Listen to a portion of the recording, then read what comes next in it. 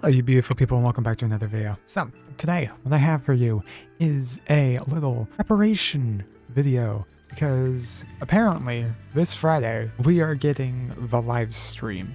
So I am taking a small little pause with the uploading of my little, what are they called? Character design videos. Calm the fuck down. I'm taking a little pause on those and we're doing this. So let's make sure that your Yae Miko is ready to get to level 90. I'm not going to go into super detail because I think that is, well, I might get in trouble for it down the line or something, but I will tell you what you're going to need. And this is easily like looked back up, because all characters share the same amount. They share the same numbers of the items that you need to like level them up, ascend them, level up the talents and whatnot. So it's just the different materials that matter. You can easily figure it out. But what you're going to want to need to level her up, obviously, is the, where are they? The first thing you're going to want to get to level her up are these things right here, obviously, because they're electro.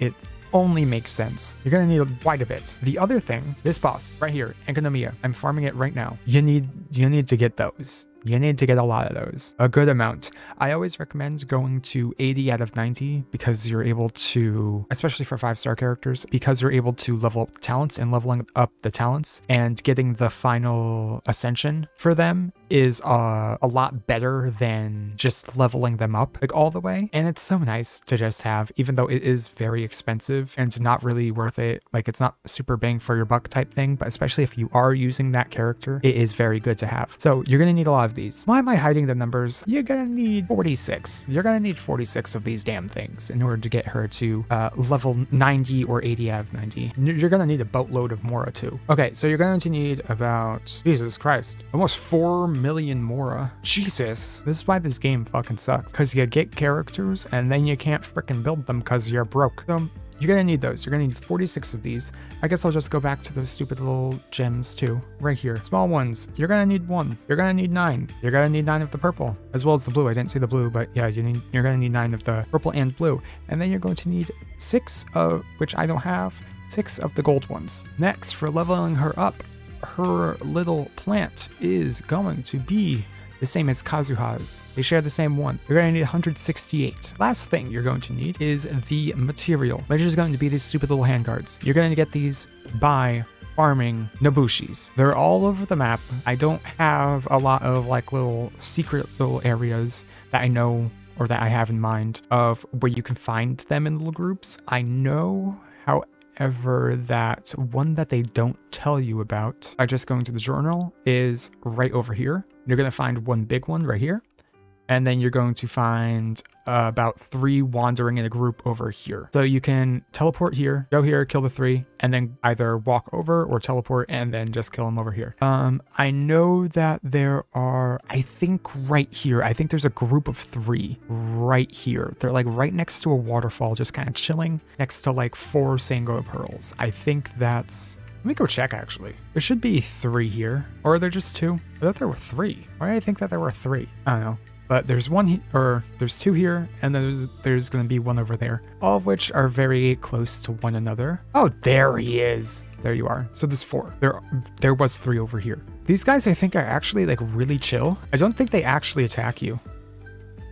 Oh, he does. Yeah, this guy's a bro. Okay, maybe I was just incorrect this entire time. You were a bro before, dude. What happened? This is what you get. Get killed by the flower. He had it coming. But yeah, here's a nice little location. Also has some Sango pearls, like I said before, in case you want to farm for a Kakomi rerun.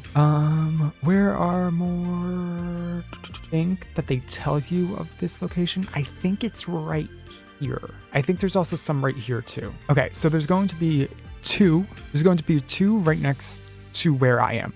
Over here. Right over here. There's going to be 2.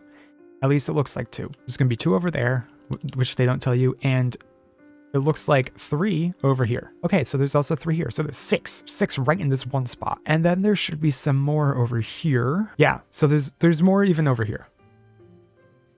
It doesn't take too long to get to either. There's just a few.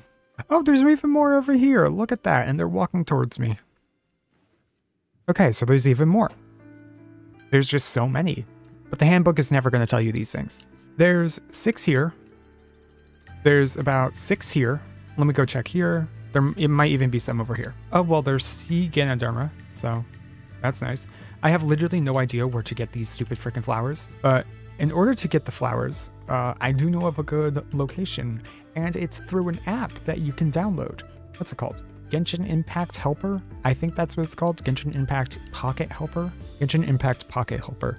It's an insanely good app that tells you almost everything.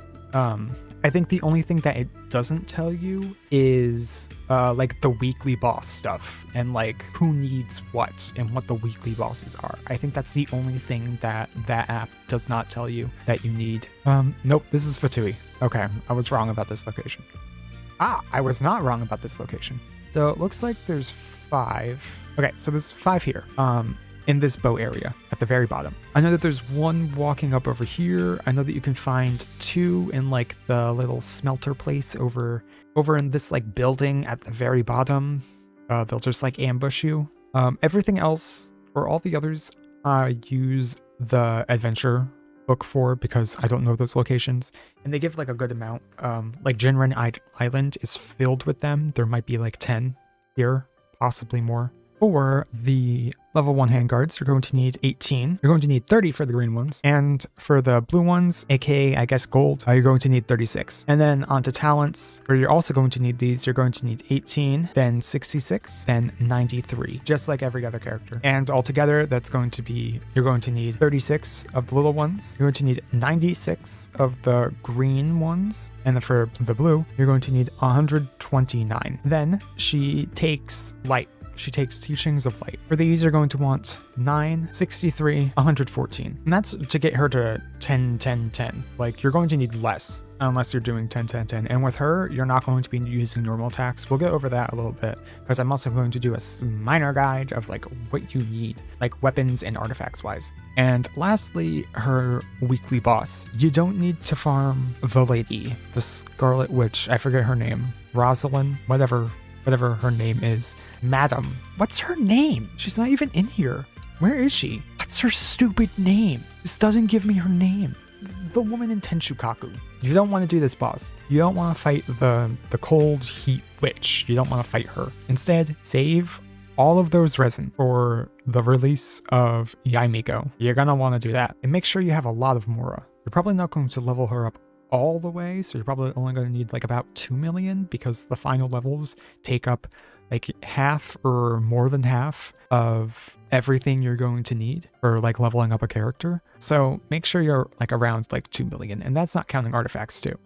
Speaking of artifacts, it depends. For her, it depends. It also depends on what's happening, because there's rumors that there's going to be a new artifact set coming out, possibly with the release of Ayato. But as of right now, she has, it looks like to be a few options. You see, most of her scaling comes from her burst and her skill. Her skill's total scaling is about 25-60% of her attack, which is freaking insane, but that is over the course of 14 seconds, whereas her burst has a total of, if you use it properly, 2200% scaling, which is also absurd, and that's in like 1 damage instance. So it is going to be absurdly beneficial to build into her burst. So that being said, it seems like she has 2 builds. We're going to figure this out a lot more when she actually comes out. So I would say don't even go for any artifacts right now.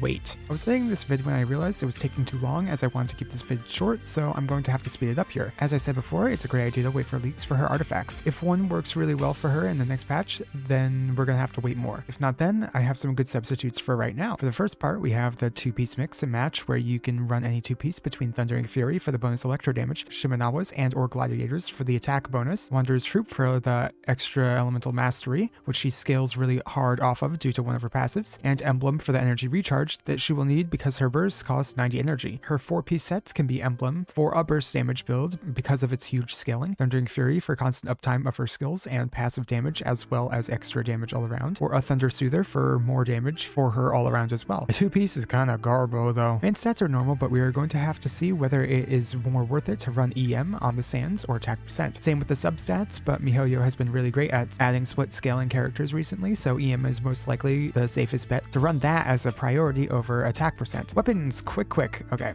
but first, there are rumors I want to acknowledge. Next banner, she has the possibility of being run with Kokomi, and therefore Kokomi's donut. But there are now rumors that it's going to be Jade Cutter. Since Yae's signature weapon is going to be the best catalyst DPS weapon out there for every character other than Kokomi, this banner might be a heavy hit or a heavy skip. These are all rumors, but they should be considered because if it's Jade Cutter, then this should be one of the best weapon banners we have ever gotten in the game, and you might want to risk getting her weapon. I recommend you wait to build any weapon until they officially announce the weapon banner, because it might just be heavily stacked. Okay, now to go fast. Widsith, her second best weapon, is a great weapon to use for her because it has crit damage with pairs with her crit rate ascension, and she's able to benefit from the attack percent, elemental damage bonus, and elemental mastery buff that this weapon can give. You could use the other 5 stars on her other than the donut, but the Widsith is going to just be so freaking amazing on her that it's in your best interest to use it instead. She can use the Hakushin ring as she needs energy recharge, and since she is Electro, she constantly procs a passive, so that's good for her. Solar Pearl grants crit rate and grants damage bonus to her skill and burst if she hits a normal or charge attack. Map of Mare grants EM and an elemental damage bonus, and lastly is a 3-star weapon. Only if you're really early on, and by only I mean only if you are really early on, you can run Magic Guide for the EM and increase damage to opponents afflicted with Electro. That's all you should build for her. Those are your options. That's it. 2 more things before I skedaddle on y'all. Number 1 is Fischl. Yae Miko and Fischl do similar stuff, especially when Fischl is not at C6. Yae Miko is most likely going to be just be a better Fischl because of her absurd damage scaling and Electro application. She also actually has an elemental burst unlike Fischl, and has even better constant uptime. In my opinion, the only thing that separates Fischl from Yae Miko is her C6 that allows her to scale with attack speed. Otherwise, I think Fischl might just be dead, which makes me sad because I've been using her since I got my Tartag, who was my first main in this game. Ripperoni pepperoni. Lastly, because Yae Miko scales with EM, and because when Electro charged occurs, only the EM of the Electro character is taken into account, I believe that she is going to amplify the strength of taser comps using Tartag and Kokomi, as her skill will be chunking for absurd bouts of damage, but so will the reaction. Loving me these Kokomi buffs, dog. This shit